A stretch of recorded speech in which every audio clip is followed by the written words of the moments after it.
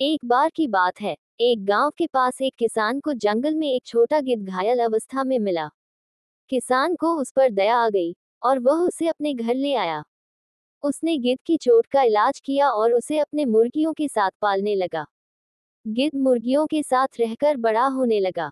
वह मुर्गियों की तरह ही चलता, उन्हीं की तरह छोटे छोटे कदमों में दौड़ता और जमीनी खाना चुगता। धीरे धीरे गिद्ध को लगने लगा कि वह भी एक मुर्गी है। उसने कभी आसमान में उड़ने की कोशिश नहीं की।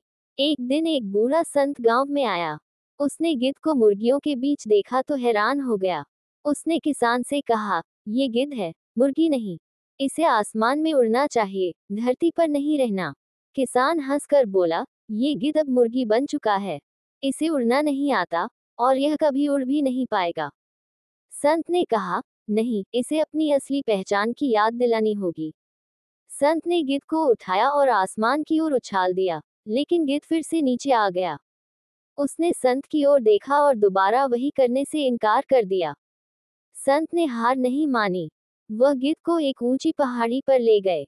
वहां उन्होंने गिद्ध को सूर्य की ओर देखते हुए कहा, तुम गिद्ध हो। तुम्हारी जगह आसमान है, जमीन नहीं। उड़ो। गिद्ध ने पहली बार अपने पंख फैलाए और सूर्य की ओर देखा। उसने एक पल के लिए सोचा और फिर पंख फैलाकर एक विशाल छलांग लगाई। वह हवा में तैरने लगा। उसे अपने पंखों की ताकत का एहसास हुआ और वह आसमान में ऊंची उड़ान भरने लगा। वह समझ गया कि वह हमेशा से एक गिद्ध था, जिसे केवल अपनी क्षमता पर भरोसा नहीं था। सीख। हमारी परिस्थितियां और आसपास के लोग हमें हमारी क्षमताओं को भूलने पर मजबूर कर सकते हैं। लेकिन अगर हम अपनी असली पहचान को पहचान लें और अपने अंदर की क्षमता पर भरोसा करें, तो कोई भी हमें ऊंचा उड़ने से नहीं रोक सकता।